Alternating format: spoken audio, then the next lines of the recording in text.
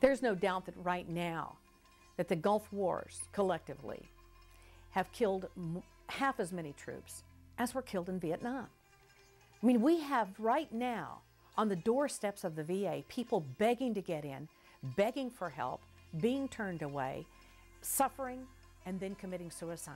We are seeing illnesses much faster at a much greater rate. Since we know that we've probably deployed 1.3 million troops already to Iraq, we're going to have a figure that is so high, so off the charts, nobody's going to believe how many will be returning ill and how sick they will be from Operation Enduring Freedom and Operation Iraqi Freedom. There's been bills introduced lately in the last session of Congress and this session, setting up the same path, a registry of veterans, a registry to document who served where and when they enter the medical system.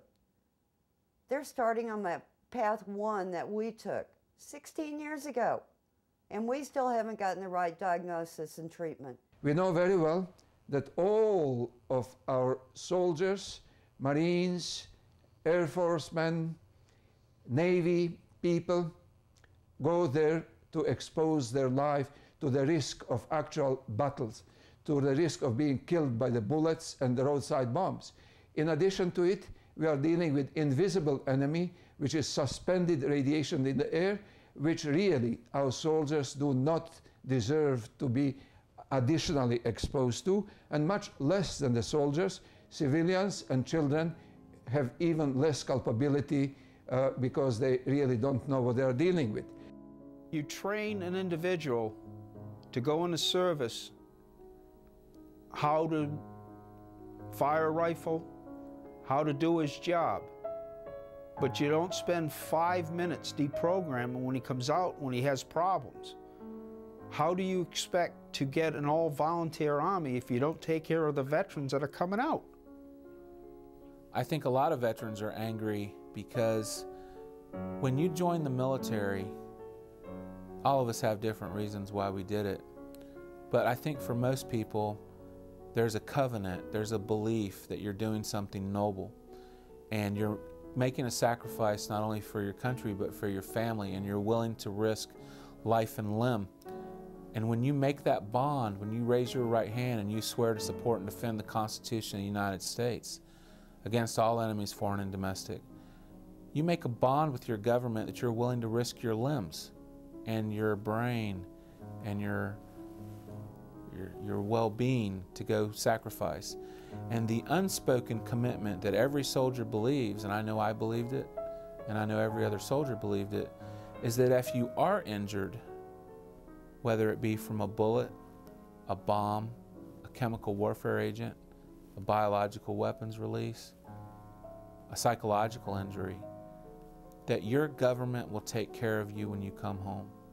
And they will give you everything that they can to bring you back to that place that you were before you went to war and sustained that injury. But what you find out is your war's over. The next war's begun. We have to talk about the new veterans.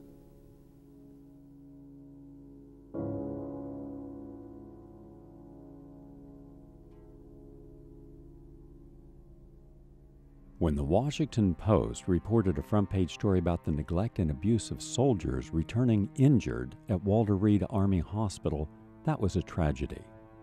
What about the 400,000 soldiers who are not being treated at Walter Reed, who are being neglected because no one is acknowledging that their illnesses are real? Instead, they're calling it post-traumatic stress disorder.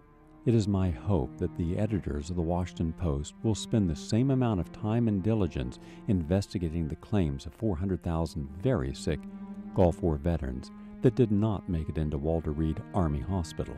And yet, they are being neglected, and they are suffering, and they are dying at very high numbers. It seems that no one has paid attention to their plight yet. When virtually all members of Congress say, yes, we support our soldiers, even if they may not support this war, many people I've interviewed say, not true. We went over, we fought, we did the best we could, and now we're sick, we're in pain, we have real illnesses. Where are these same legislators? Where are these presidential candidates? They're not there protecting us. They're not passing laws that will help us in our plight.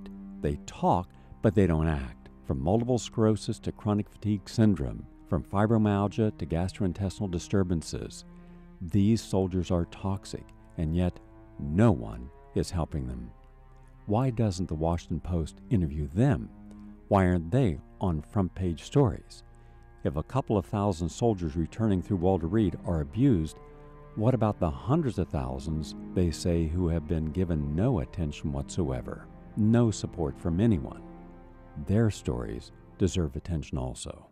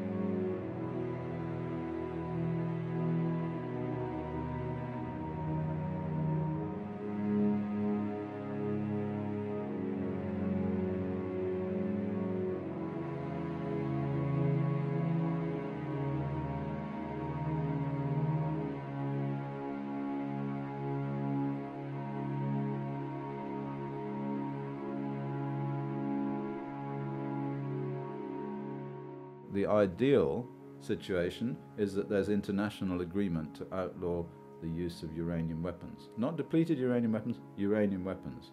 Outlaw the use of uranium weapons. That's what must happen. It must happen at the highest level. You need to hear the truth, and you're not going to hear it from congressmen, senators, your president, or your presidential candidates. You need to listen to your troops that lived through the battle. I experienced it myself. I've gone through trying to get the diagnostic testing for myself, getting it from outside.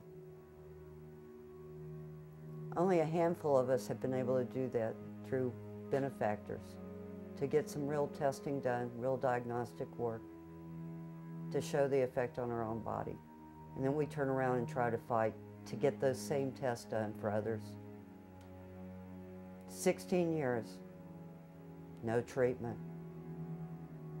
Well, I think the best approach to solving this problem now is to acknowledge that the problem exists, to stop saying that this is all a psychological problem, like post-traumatic stress disorder, and to realize that many, if not the overwhelming majority of these veterans that are suffering with real medical reasons for their ailments, and to set up some kind of a systematic way to examine these veterans to determine what their exposures were, what types of toxic materials are still present in their bodies, whether these be biological, radiological, or chemical, and treat them.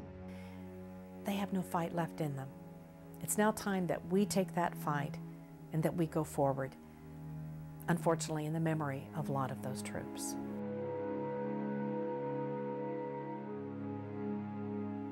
So now you ask, what can we do? Well, we can become proactive.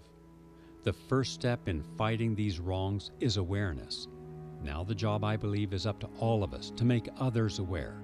We should immediately stop denying that Gulf War syndrome is merely post-traumatic stress disorder. every single person who has any symptoms should be helped at no charge, so it is no longer financially burdening to them. Every Iraqi child who's been adversely affected by depleted uranium should be treated as assertively and positively as possible.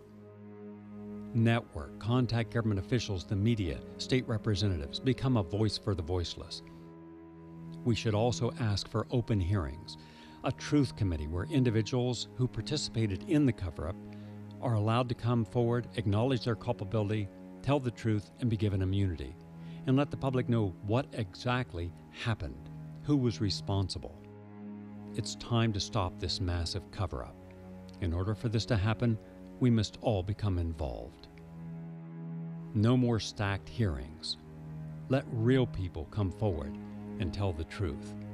Only then can we have served our troops as they have so bravely served us.